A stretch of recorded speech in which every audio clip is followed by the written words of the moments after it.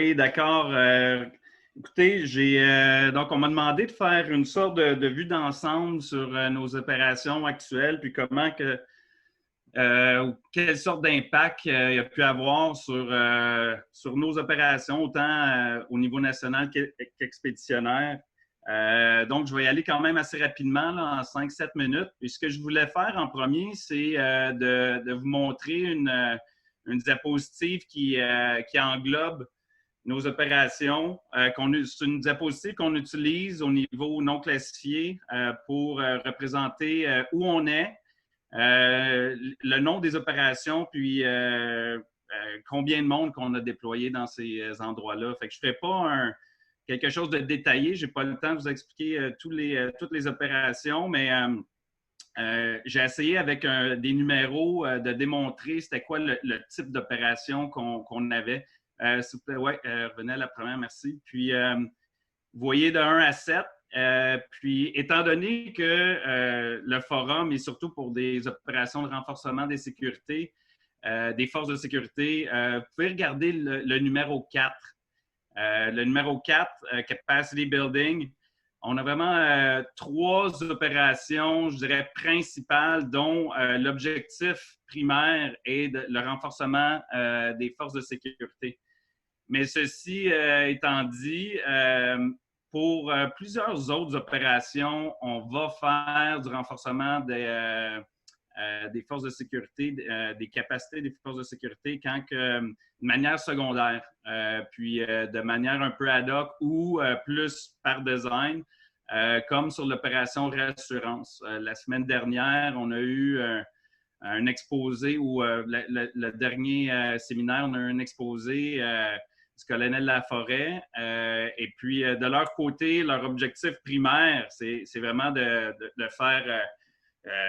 ils font ce qu'on appelle la dissuasion, la deterrence, en étant présents, en faisant des exercices au niveau multinational, puis en constituant une force militaire sur le terrain, mais en même temps, ils vont aussi participer à l'amélioration des forces lettoniennes pour juste de manière en s'entraînant ensemble, en faisant des activités militaires de planification ensemble, puis de manière informelle et secondaire, on va faire du renforcement des capacités. Alors, si on regarde nos 3 opérations qui sont Opération Impact en Irak et au Moyen-Orient, Opération Unifier en Ukraine et Proteus qui est pour la Palestine, sont à cheval entre la Palestine et Israël. C'est vraiment nos 3 opérations principales. Et puis, ça fait partie de, je dirais, notre core business. Vous voyez sur la page ici, il y a à peu près on a de 15 à 20 opérations expéditionnaires ça va varier parce qu'il y a certaines de nos opérations qui sont temporaires, ce qu'on appelle épisodiques, qu'on va envoyer un navire pour faire une opération, par exemple, l'opération Néon en support à l'ONU pour les mesures de quarantaine sur la Corée du Nord. On va envoyer un navire pour quelques mois et puis le navire va revenir. Ce n'est pas une opération permanente. On a quelques opérations comme ça, mais pour ce qui est là, de nos opérations permanentes, c'est vraiment là, les opérations principales, notre core business, c'est le renforcement des forces de sécurité. Mais grosso modo, on a, c'est ça, de 15 à 20 opérations, à peu près 2000 personnes en moyenne qui vont être déployées sur nos opérations expéditionnaires. Puis au niveau national, bien ça va selon la demande. On a des opérations surtout reliées dans les dernières années aux inondations, mais dans la dernière année, bien entendu, l'opération Laser, qui a été notre grosse opération. Et puis là, on vient d'en commencer une nouvelle, l'opération Vector, pour le support à la distribution là, des vaccins. Ce que je voulais dire pour ce qui est de comment on s'est adapté, parce que le thème, c'est l'adaptation. Comment on s'est adapté à nos opérations expéditionnaires, c'est que En gros, l'environnement COVID est comme n'importe quel environnement qui va nous être imposé, soit par la situation politique ou je pourrais même relier ça à ce qu'on connaît dans le militaire CBRN pour l'environnement qui pourrait être chimique, bactériologique ou quoi que ce soit. Bien, l'environnement COVID, on ne peut rien y faire, c'est là, c'est présent, puis on doit s'adapter. Puis comme pour n'importe quel autre facteur environnemental, on s'adapte. Et puis, je voulais vous présenter la prochaine diapo, Arthur, s'il vous plaît. C'est juste un exemple de comment on va s'adapter en Ukraine, où que la situation vraiment détaillée de tous les endroits où on est, où on fait le renforcement des capacités. Bien, on va, par exemple, le commandant local, présentement, c'est la commandante qui va vraiment suivre de près qu'est-ce qui se passe, c'est quoi les risques, va prendre des mesures de mitigation pour mitiger, puis qu'on se protège le plus possible. Et puis, lorsque la situation le demande, bien, on va retirer des troupes de certains endroits. Donc, les commandants locaux ont la flexibilité avec certaines consignes de s'adapter, puis de prendre des postures qui ne mettront pas nos troupes en danger. Donc, on va faire ça, mais on peut s'entendre qu'un environnement comme ça où on doit se protéger, ça va avoir certains impacts sur comment on livre le renforcement des capacités. Et puis, j'avais des discussions récemment avec nos gens qui sont en Ukraine. On s'adapte, mais c'est sûr que ça a un impact parce que le renforcement des capacités, ça se fait a priori en créant des relations, créant une proximité, puis je pourrais dire, une confiance mutuelle. Et puis ça, c'est plus difficile. Mais ceci dit, on a quand même, on le fait de manière différente. On n'a pas des aussi bonnes relations chaleureuses comme on pourrait avoir auparavant. Mais il y a beaucoup de ce qu'on fait, c'est le travail par en arrière sur la structure. Donc, on va travailler sur les normes d'entraînement, on va travailler sur l'encadrement. Et puis ça se fait là, sans face-to-face tout le temps. Mais nos face-to-face, on continue à les faire juste différemment. C'est moins efficace, mais on est quand même capable de produire des effets là, sur le terrain. Et puis, notre capacité d'adaptation, on le fait tout le temps. On le fait toujours, puis on continue à le faire, tout simplement. Puis, c'est ça pour donner le meilleur produit.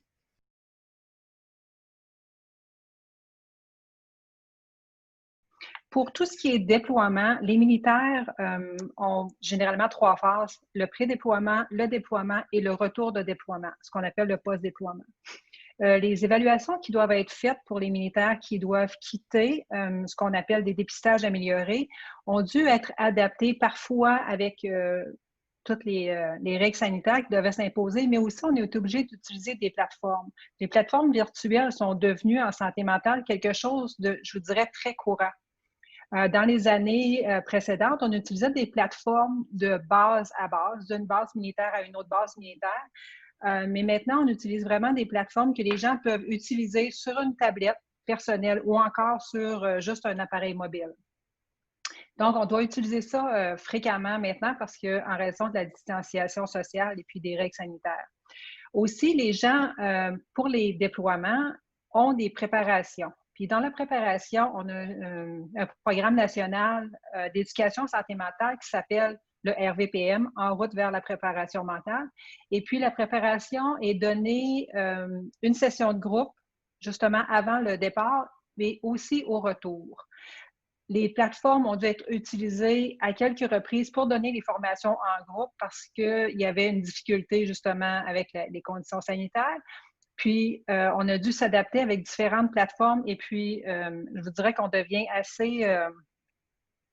assez pro à utiliser ces plateformes-là.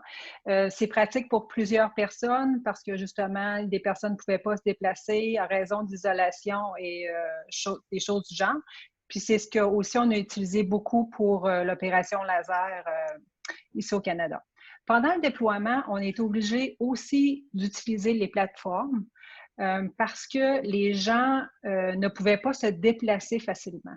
Une travailleuse sociale qui est à Up Impact, par exemple, qui doit s'isoler avant de quitter pour visiter des militaires dans d'autres pays qui appartiennent à la même opération, c'est trop difficile.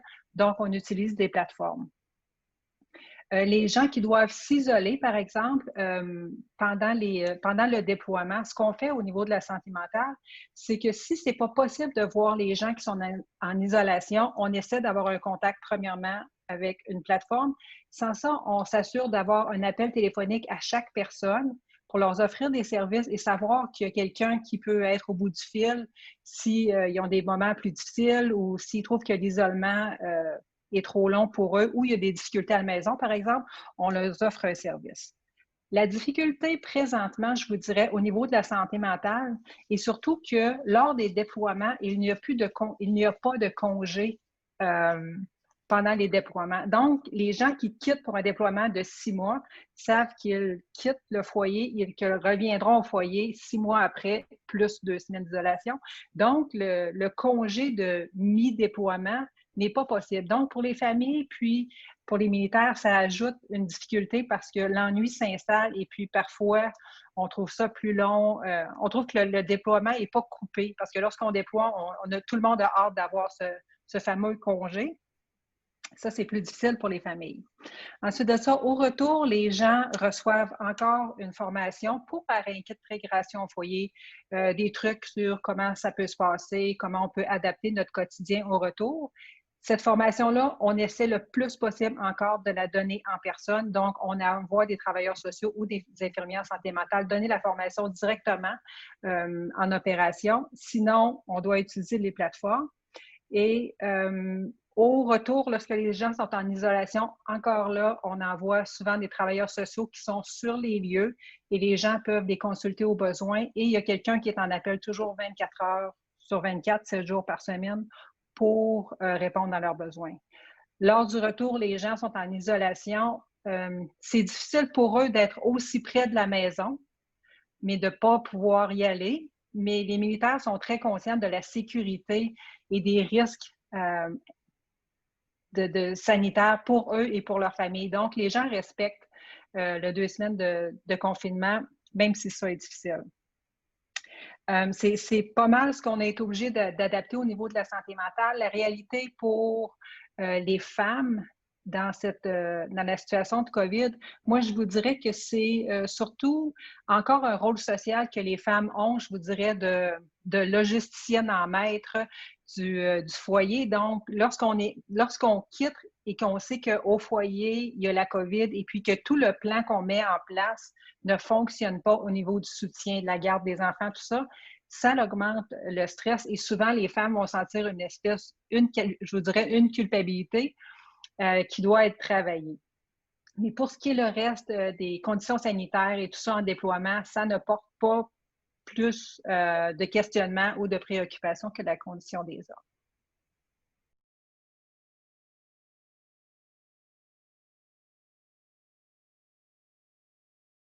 Alors, quelques faits rapides sur l'opération Laser. Ça a commencé le 2 mars. Comme vous expliquez tantôt, M. Leroux, 24 000 troupes étaient disponibles, mais dans différentes capacités.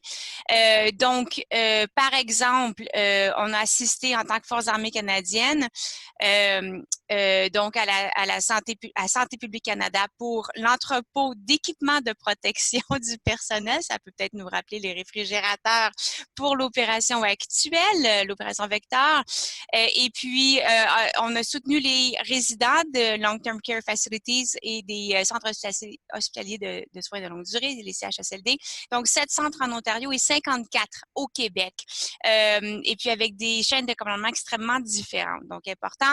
On a offert du soutien essentiel dans certaines municipalités, dans des communautés. Ça a été vraiment soutenu beaucoup par les Rangers. Et puis aussi, pendant tout ce temps-là, comme on nous expliquait tout à l'heure, on était quand même dans d'autres opérations. Quand je dis on, c'est les Forces armées canadiennes, donc l'opération Impact, les exercices de l'OTAN, etc., etc., etc. Donc, mais quand même prêtes à être déployées. Plusieurs forces étaient prêtes à être déployées pour à la fois les désastres naturels, l'opération Laser et bien d'autres choses. chose. Puis on a aussi eu dans ces efforts-là l'opération Espérance qui soutenait la population canadienne du 2 mai au 17 mai avec des snowbirds qui ont volé à travers le Canada au moins 194 villes, si ma référence est bonne. Et puis, en ce sens-là, nous nous souviendrons bien sûr du capitaine Jen Casey. L'opération Laser a présenté des défis très uniques pour les Forces armées canadiennes. D'abord, traitement non souhaitable. Traitement non souhaitable pour les personnes âgées. Il y a eu des chocs relativement à ce qu'on a pu voir. Proximité aussi avec des valeurs familiales. Par exemple, est-ce que moi je vais venir comme ça? Est-ce que mes grands-parents sont là? Les gens étaient déployés quand même pas très loin de chez eux dans la plupart des cas. Alors, ça devenait une expérience qui devenait beaucoup plus personnelle. Le manque de nourriture pour les personnes âgées, mais aussi des problèmes de logistique pour les forces armées a été un autre c'est pas un concern, un autre facteur donc de concernement. Et puis ensuite, le respect des mesures de contrôle par rapport aux infections. Souvent, les gens civils étaient trop pressés, ils n'allaient pas prendre le temps de mettre tout l'habit, ils allaient tout de suite donc au travail. Donc, cette idée d'un manque de personnel civil, ça, c'est pour nommer quelques défis auxquels on fait face les Forces armées canadiennes pendant cette recherche-là. Donc, le but, c'était de mieux comprendre l'expérience de déploiement.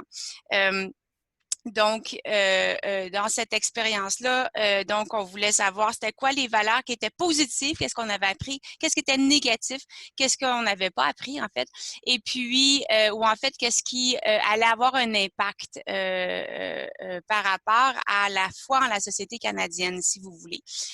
Donc, facteur de résilience, facteur aussi d'impact sur le bien-être et la santé des militaires. Toutes les questions étaient vraiment, vraiment centrées sur ces deux facteurs-là. Donc, le but, c'était pas d'aller voir des problèmes des bobos, c'était vraiment d'avoir compris l'opération, est-ce qu'on a appris de ça ou non. Alors, il y a eu une partie, donc, quantitative. Cette partie-là, la partie quantitative, c'est une collecte de données. Alors, nous, on avait reçu une liste d'environ 2600 membres, je pense 2599, quelque chose comme ça, là. Donc, mettons 2600 membres. Et puis, on a reçu 1160 sondages en retour, desquels à peu près la moitié avait répondu entièrement. D'autres, il y avait des questions qui avaient été, si vous voulez, auxquelles on n'avait pas répondu. On essaie aussi d'analyser présentement pourquoi. Donc, c'est une collecte qui avait été lancée, comme je vous disais, au mois de juillet. Et puis, là, présentement, une deuxième collecte a été lancée au mois de novembre, puis la troisième aura lieu dans quelques mois. Donc, ça, c'est la partie quantitative qui est à long terme et dans laquelle on mesure beaucoup de facteurs. Les données démographiques sont aussi très importantes. Par exemple, dans ceux qui nous ont répondu, je ne vous parle pas de l'opération Laser elle-même, on est toujours en train de collecter ces données-là, mais dans ceux qui nous ont répondu par rapport aux 2700 répondants, qui étaient tous volontaires, on n'oublie pas ça, hein, c'était pas par la chaîne de commandement. En passant, il y a personne dans la chaîne de commandement qui savent qui a répondu, qui n'a pas répondu. Mais il y avait quand même de la population masculine, on parle de 73% et donc féminine 25%. Alors ça pourrait aussi être quand même quelque chose d'intéressant pour le major Hudon. Là, on a une proportion ici qui, en ce qui me concerne moi, encore une fois, quand on fait du gender-based analysis, c'est difficile de faire des extractions par rapport aux hommes et aux femmes quand la différence est si grande par rapport aux participants, mais c'est pas impossible. Au moins, on a des données. Quelque chose d'important aussi, c'est que côté statut marital, on avait aussi quand même plus de la moitié, en fait, qui n'étaient pas mariés. C'est un facteur important parce que, tu sais, tu partais à l'opération Laser, puis des enfants venaient juste de revenir à la maison parce que les écoles venaient de fermer. Et puis, donc, il y avait quand même un très petit pourcentage de gens, à peu près 30%, qui avaient des dépendants à la maison. Alors, ça aussi, c'est un facteur important pour nos données. Il y a plein d'autres données, entre autres, la plus grande part des participants à notre entrevue étaient des membres du rang. La plupart des gens qui étaient officiers étaient en fait liés plus à opérations de soutien. soutien ou de leadership, si vous voulez. Alors, c'est ce que j'essaie de vous expliquer tout à l'heure. On va aller chercher le fin fond de l'expérience. On va aller voir c'est quoi la préparation, l'entraînement, comment est-ce qu'on les a préparés. On sait que ça dure entre 2 et 4 jours, ça s'est fait vite. Alors, on essaie de voir est-ce que c'était bien, comment ça s'est passé, le support par rapport au déploiement, le soutien, je devrais dire, par rapport au déploiement, les expériences après le déploiement, comment est-ce qu'on revient à la maison? Et puis si on a peur quand on revient, parce que contrairement à présentement, là, au tout début de l'opération Laser, les idées des 14 jours en isolement n'étaient pas toujours mis en pratique. Puis en plus de ça, il y a des gens qui demeuraient encore en contact avec leur famille parce que des fois, les déploiements n'étaient pas loin. Alors, j'ai pas les statistiques exactes par rapport à ça. Il y a quelques données, voir s'il y a eu un impact ou non. Le soutien qu'on a, il y a un gros effet. En fait, on a vu par rapport au premier sondage que l'effet du soutien après le déploiement a un impact très positif sur les forces armées. Il faut tellement leur dire, allez chercher du soutien, ça existe et c'est bon. Et puis, les impacts sur la santé mentale et les facteurs de risque et de résilience. Je pense que, comme j'essayais de vous expliquer tantôt, les facteurs de risque et de résilience sont vraiment importants. Par exemple, des facteurs de résilience quand on est en situation de déploiement peuvent devenir extrêmement efficaces, mais comment est-ce qu'on les gère quand on revient à la maison, quand c'est moins peut-être efficace. Des surréactions et des trucs comme ça. Alors, avantage de cette étude-là, en fait, c'est que ce sont des données qui sont générées, qui vont quand même, parce que c'est longitudinal, parce que quantitatif et qualitatif, donc des données d'enquête qui vont être utilisées par le médecin général, par le CMP, là, et puis aussi donc pour surveiller la santé et le bien-être de ces personnes-là qui sont encore probablement déployées présentement ou qui vont l'être dans les prochains jours. Et puis, quels sont ces facteurs de risque de protection, les leçons apprises pour la préparation à d'autres missions, mais ces leçons apprises-là peuvent servir à cette mission-là, qui est très particulière, mais peut-être à d'autres, comme nous expliquait tout à l'heure M. Leroux, l'opération, pas l'opération Laser, mais alors, la COVID-19, en fait, la pandémie existe partout ailleurs. Alors, qu'est-ce qu'on peut apprendre de ça? La pandémie a eu des impacts directement sur les opérations de renforcement de capacité, mais aussi créé un contexte dans lequel les forces armées canadiennes sont beaucoup plus recherchées pour les opérations au niveau national. On a vu ça à la fois dans les remarques du lieutenant-colonel Leroux que dans les remarques de la professeure Bélanger. Une autre grande contrainte que j'ajouterais, je pense que ça risque d'être pertinent à moyen terme, et de toucher le contexte stratégique. Ce sont les impacts budgétaires que la pandémie et ces impacts économiques risquent d'avoir au moyen terme. Donc, on travaille avec de nombreuses façons dans lesquelles la COVID-19 a touché les opérations. Il revient à moi donc d'aborder les dimensions stratégiques et politiques des opérations de renforcement des capacités pour le Canada.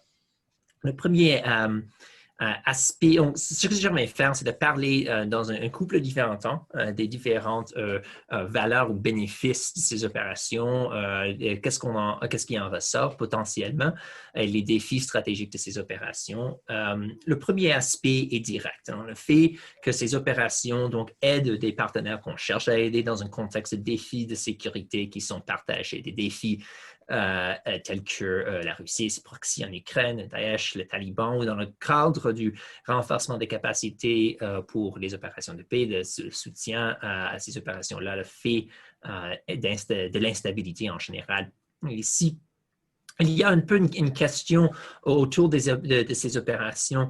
Qu'est-ce qu'une puissance comme le Canada, avec ses ressources, peut accomplir pour renforcer les capacités d'une autre? Il est clair que le Canada ne peut pas à lui seul remodeler toute une armée partenaire. Ce n'est pas question de le faire.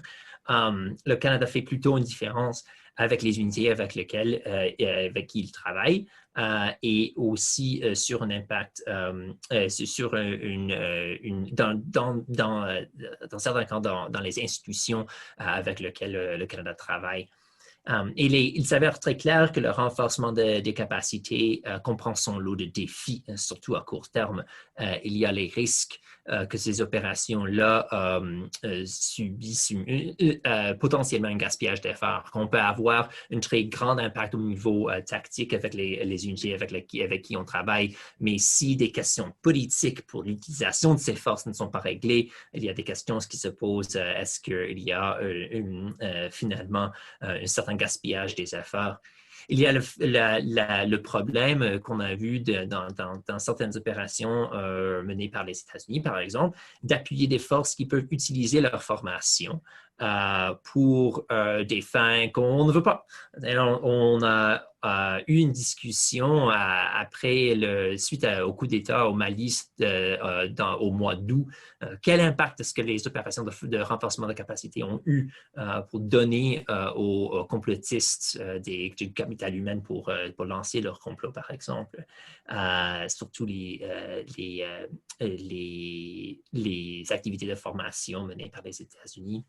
Le plus de succès dans ces opérations semble avoir lieu lorsque les pays récipiendaires sont stables, leurs intérêts sont similaires à ceux du fournisseur de renforcement de capacité, dans le cas de l'espèce le Canada, et où le Canada peut avoir une présence à long terme afin de bien connaître son partenaire, établir des liens de confiance, travailler de près et connaître les particularités de l'armée récipiendaire pour faire en sorte que les efforts puissent avoir le meilleur impact possible.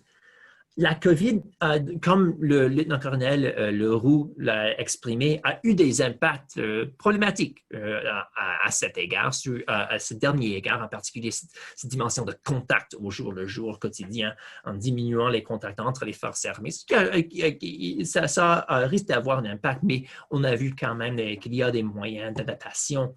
À moyen terme, je pense qu'il y a le risque que de faire face à des ressources plus limitées et plus convoitées. Donc, un budget qui risque de connaître des problèmes dans les années à venir avec les impacts économiques de la pandémie, mais également des forces armées qui ont été plus recherchées, dans le contexte, par exemple, de l'opération Laser.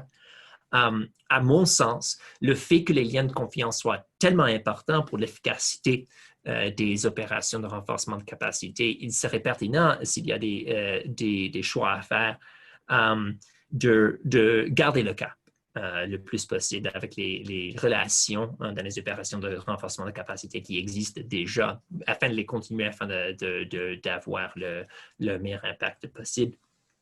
Il faut aussi souligner que ces efforts s'inscrivent habituellement dans un contexte multilatéral. On a vu ça dans la présentation, par exemple, du lieutenant-colonel Leroux, qu'il y avait des contributions. J'ai vu des drapeaux à la fois canadiennes, mais aussi suédoises et danoises, si je ne m'abuse, lieutenant-colonel Leroux en Ukraine. Donc, typiquement, souvent, ces opérations-là sont dans un contexte multilatéral, otanien, onusien, dans une coalition ad hoc.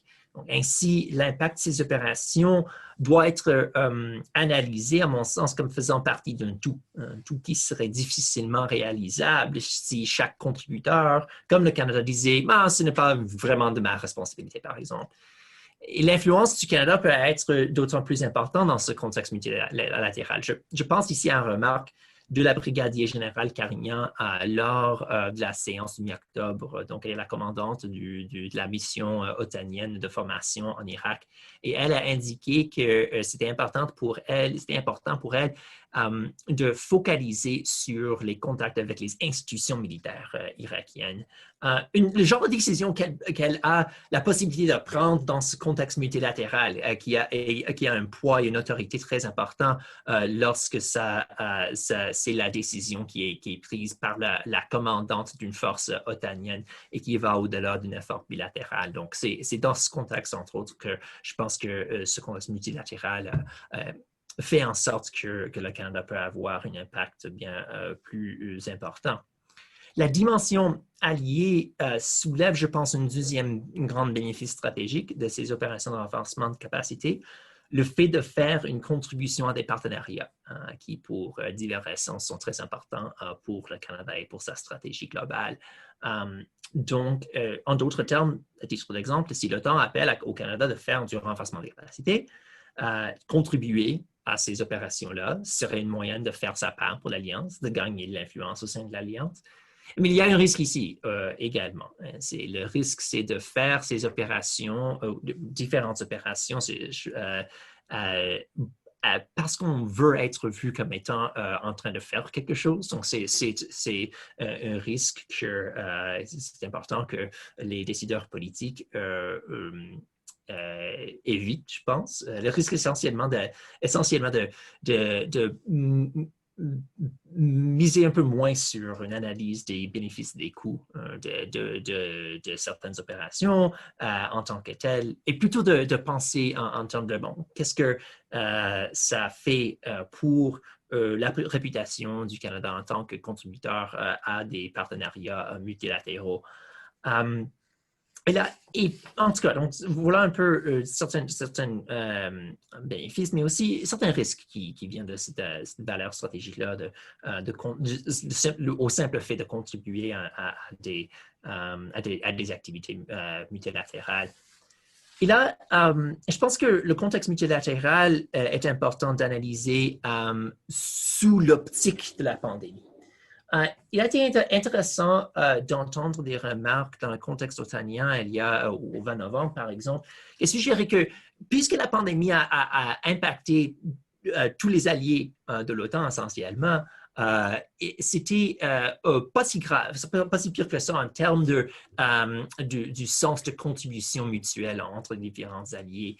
Ça n'a pas apparemment beaucoup, par exemple, miné la confiance entre les alliés, un peu parce qu'on faisait face à un même défi en même temps qui exigeait qu'il y ait des efforts en commun pour s'y adapter. Donc, dans certains contextes multilatéraux, je pense qu'il ne semble pas que la pandémie a eu un gros impact. En d'autres contextes multilatéraux, oui. Et en même temps, donc, la pandémie a sapé encore plus, je pense, la confiance mutuelle au niveau mondial entre de grandes puissances. Et donc, le système onusien, je dirais, en a écopé. Avec les défis au Conseil de sécurité qui a été très grave avant la pandémie, qui ont été toujours difficiles pendant la pandémie, je pense malheureusement après. Et ça change le contexte multilatéral dans lequel les opérations de renforcement de capacité ont lieu pour le Canada. Donc, par exemple, c'est le fait que ça devient encore plus difficile à l'ONU fait en sorte, par exemple, que les opérations de paix devraient être menées encore davantage par des organisations régionales. Et le Canada peut jouer davantage d'un rôle ici, par exemple, dans le renforcement de capacité pour les opérations de paix et devrait le considérer, je crois.